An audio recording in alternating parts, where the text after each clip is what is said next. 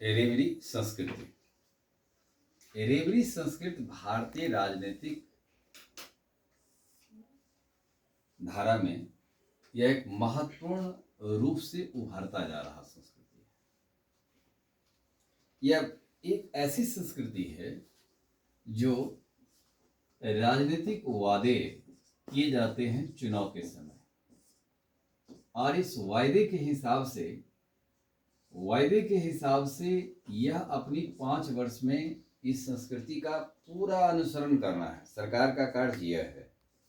इस संस्कृति में निःशुल्क व्यवस्था उपलब्ध कराई जाती है। अब सरकार जैसे करे, सरकार को करना है।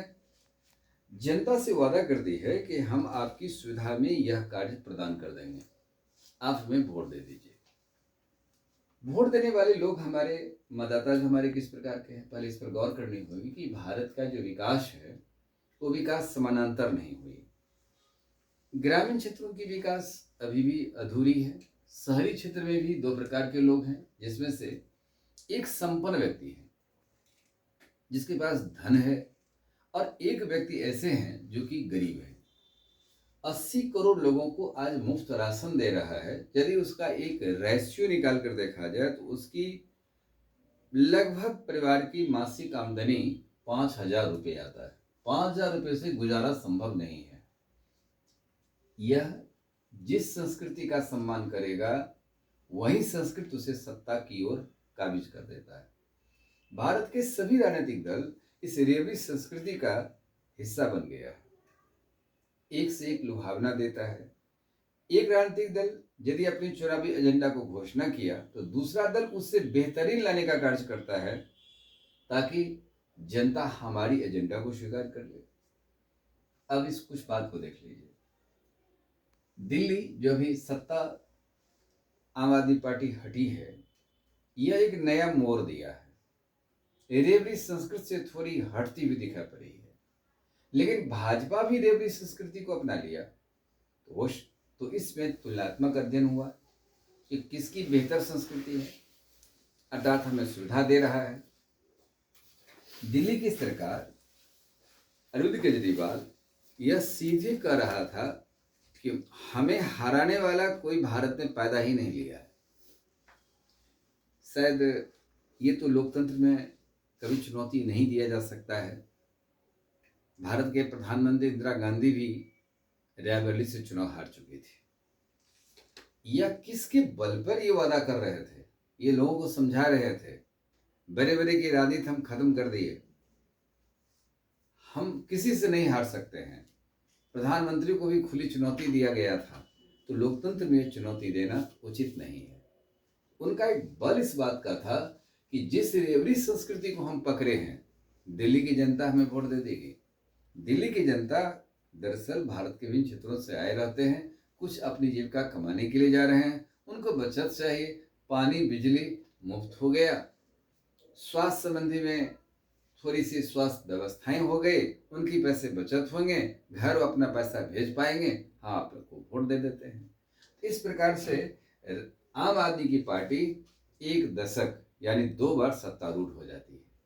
लेकिन इसमें जब सरकार का जितना राजस्व है, यदि वह इसी संस्कृति को बांटने में लग जाएगी तो विकास नहीं होगा। कुछ लोग तो ऐसे भी हैं कि विकास चाहते हैं, क्योंकि दिल्ली है, दिल्ली में संपन्न लोग भी होते हैं जिनको पैसे की कमी नहीं है, तो वो चाहते हैं कि हमारा अच्छा सड़क हो, हमारा हाईवे अच्छा बने, एयरपोर्ट अच्छा बने, व्यवस्था हमारी संचार व्यवस्था भी बेहतर हो सके। ऐसे लोग इस संस्कृति से दूर हटने का प्रयास करते हैं। नतीजा है कि कुछ लोगों की ऐसा लगता है कि चुनाव में वोट देने भी नहीं जाते हैं। नहीं वोट देने के पीछे कारण यह भी होता है, लेकिन जो संस्कृति का अनुसरण करता है उसकी तादाद मतदान केंद्रों पर अधिक होती है। किस प्रकार के लोग इस संस्कृति को मान रहे हैं, उनकी तादाद ही से उपस्थित हो जाती है कि सरकार किसकी बनने जा रही है। ये संस्कृति अब बहुत ही भारतीय राजनीतिक व्यवस्था को एक परिभाषा नए तरीके से दे रही है। पंजाब की हालत इतनी है कि 300 यूनिट आपने मुफ्त में दे दिया। उसके बाद प्रत्येक महिलाओं को 1,000 रुपये मासिक देने की वादा कर दिया। नतीजा है कि वह स्पष्ट बहुमत के साथ सत्ता में आ जाते हैं और पूर्व की कांग्रेस की सरकार को भी हटा करके मान की सरकार में सत्तारूढ़ हो गया। लेकिन वहां पर सभी महिलाओं को यह नहीं दे जा रहे हैं। तो अगले चुनाव में इस संस्कृति का लाभ नहीं मिला तो आक्रोशित होकर के विकल्प के रूप में फिर से कहीं न कहीं उस संस्कृति बनाने वाले जो दल होंगे उसके साथ आ जाते हैं। तो सत्ता आती है, सत्ता जाती है, इसी प्रकार से आने जाने का दौर रहेगा। लेकिन जनता की जो राजस्व जो वसूल करके राज्य की संचित निधि में जमा है, इसको लुटाने का अधिकार किसी को नहीं है। ये संग्रहित है। कोविड के टाइम में भारत के प्रधानमंत्री ने सभी राज्य के मुख्यमंत्री का उन्होंने कॉन्फ्रेंस किया था। इसमें कोई भी राज्य के मुख्यमंत्री ने आगे बढ़कर हिस्सा नहीं लिया। उसमें यह भारत के प्रधानमंत्री ने कहा, यदि ऐसी ही संस्कृति बनी रही तो देश की अर्थव्यवस्था खत्म हो जाएगी, क्योंकि उस समय पैसे की आवश्यकता था और सभी राज्य की सरकार केंद्र की ओर ही मुखातिब हो चुका था। तो अधिकांश व्यक्ति की आय भी कम है, इस संस्कृति के नजदीक पहुंच जाते हैं। इसीलिए जब तक भारत में प्रत्येक व्यक्ति को रोजगार का साधन नहीं होगा, उसकी आय की वृद्धि नहीं होगी, ये संस्कृति भारतीय राजनीति से हट नहीं सकती है। इस संस्कृति को खत्म करने का उपाय भी यही है कि प्रत्येक व्यक्ति को रोजगार दिया जाए। जब 2 हाथ को रोजगार आ जाएगा तो भारत की पर कैपिटा इनकम में वृद्धि होगी, जीडीपी में वृद्धि होगी, साथ ही वह हमारे देश की अर्थव्यवस्था का सही आधार भी दे सकता है। केंद्रीय सरकार 740 योजनाएं चला रही है। इसमें से अब देखा जाए ये तो सरकार खुद चलाती है, लेकिन जब राज्य की ओर अग्रसर होती है तो कुछ ऐसी योजनाएं हो जाती है जिसमें केंद्र और राज्य दोनों सरकार की मदद से चलती है। कोई योजना सरकार का सफल नहीं हो पाता है वित्तीय निरंतरता की कमी के कारण। सुप्रीम कोर्ट ने 12 फरवरी 2025 को यह जस्टिस B.R. गवई और आइस्टीन जॉर्ज मशे की खंडपीठ ने जजमेंट दिया कि यह जो 80 करोड़ लोगों को भारतीय जनता पार्टी जो लोगों को मुफ्त में राशन दे रही है, ये परजीवी बना रहे हैं। क्योंकि लोग काम करने क्यों जाएंगे, उनको तो घर में खाना मिल जाती है, मुफ्त का राशन मिल जाता है। तो मुफ्त का राशन मिलने से वो एक परजीवी बनता जा रहा है। सुप्रीम कोर्ट ने एक सीधे से सीधा इनकार किया है कि यह व्यवस्था देना बंद कर दे। भारतीय जनता पार्टी से लेकर के भारत के सभी राजनीतिक दल सत्ता में आने की जो करवटें बदलते रहती है तो वह संस्कृति का ही बिना हिस्सा बने, जनता से समझते कि वोट ही नहीं दे पाएंगे, इस संस्कृति बनाना बाध्यता हो जाती है। अभी भारतीय कुछ राज्य की आर्थिक स्थितियां बहुत कमजोर है, जिसमें से पश्चिम बंगाल, तेलंगाना, आंध्र प्रदेश, पंजाब, दिल्ली जैसे राज्य है जिस पर काफी कर्ज है। इनके राजस्व से सरकार नहीं चल पा रही है। केंद्र से बराबर कर्ज लेने की बात करते हैं, लेकिन केंद्र की राशि को भी सही ढंग से ये लोग यूज नहीं कर पा रहे हैं। जैसे राज्यों पर कर्ज अभी 9317.5 करोड़, ये राशि आप ऐसे देख लीजिए, यह राशि है जो राज्यों पर कर्ज है केंद्र सरकार का। और यह आरबीआई की रिपोर्ट है। ये आरबीआई ने इस बार भारतीय रिजर्व बैंक ऑफ इंडिया ने यह कहा है इतना कर्ज है।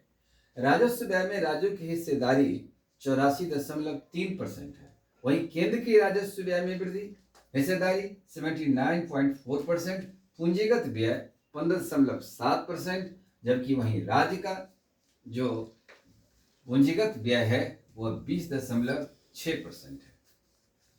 तो इस प्रकार से ये जो रेवेन्यू, ये आंकड़े जो बता रहे हैं, यह आंकड़े इस बात का भी द्योतक है कि अब यह व्यवस्था का यदि हम निरूपण करने में असमर्थ हो जाते हैं तो राज्य की सरकार राजकोष से घाटा जो है उसको और बढ़ा लेती है।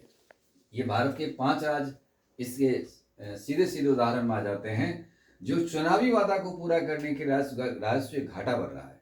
राजस्व घाटा यदि किसी राज्य की रहती है तो अस्थायी विकास नहीं कर सकती है। जैसे महाराष्ट्र, कर्नाटक, तेलंगाना, आंध्र प्रदेश, मध्य प्रदेश, राजस्थान की सरकार इस आंकड़े के हिसाब से आप देख लीजिए कि इस आंकड़े के हिसाब से राजस्व घाटा ये अनुमानित व्यय और उसकी जीडीपी का बढ़ रहा है। ये इतने जीडीपी ये अनुमानित व्यय की ओर जा रहा है, जिसमें से जैसे महाराष्ट्र 96.000 जीडीपी का 2.5% है, कर्नाटक 53.700 जिसमें 1.9 जीडीपी का है, तेलंगाना 35.200 जो जीडीपी का 2.2% है, राजस्थान 36.700 जो 1.8 जीडीपी का है। आंध्र प्रदेश 27.300 जो जीडीपी का 1.7 है। मध्य प्रदेश 23.400 से यह राशि उसकी 1.6% के रूप में है। राजनीतिक वादे करने से भारत में दो प्रकार के लोगों की उभरना स्वाभाविक है। जीडीपी इस प्रकार से यदि भारत कमजोर हुआ तो भारत एक विकसित देश के रूप में उभरना कठिन है। सरकार के संसाधन को यदि ऐसे ही लुटाता गया, कोविड जैसी आपदा के समय में भारत का इसका सामना करना भी असमर्थ हो जाएगा। यदि इस प्रकार का, खुदा न करे कि ऐसी स्थितियां हो, लेकिन यदि ऐसा स्थितियां आती है तब देश आखिर इसकी भरपाई कैसे करेगी? आर्थिक विषमता की स्थितियां पैदा होगी तो देश टूट भी सकती है। इसलिए देश को आर्थिक रूप से व्यवस्थाओं को संग्रहित करने के लिए राज्य की संचित निधि और केंद्र की संचित निधि में धनराशि को जुटाना अनिवार्य होगा। अब वाजपेयी जी ने कहा था, जनता को दवा और शिक्षा दो चीज मुफ्त, यानी स्वास्थ्य और शिक्षा दो चीज मुफ्त कर दो, शेष चीज को मुफ्त मत करना, इससे देश कमजोर हो सकता है। भारत विश्व की उभरती हुई अर्थव्यवस्था में से है। यह 2030 तक यह तीसरी अर्थव्यवस्था के रूप में उभरेगी और 2047 तक विकसित भारत का निर्माण करेगी।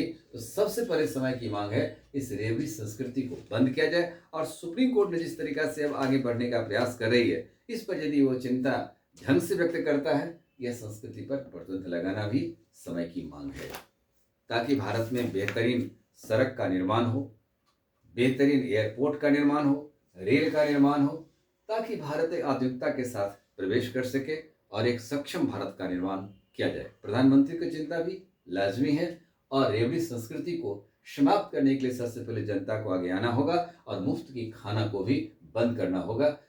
महात्मा गांधी ने कहा था कि मुफ्त का यदि कोई चीज मिलता है वो एक दीर्घकालिक व्यवस्था लेकर नहीं आता है, इसलिए मुफ्त का किसी का खाना भी नहीं खाना चाहिए। यदि आप मुफ्त का खाना खाते हैं तो पाप का अन्न खाते हैं। इसीलिए धन को संग्रहित करें और देश के विकास में अपनी अपनी भागीदारी को निभाना भी समय की मांग है।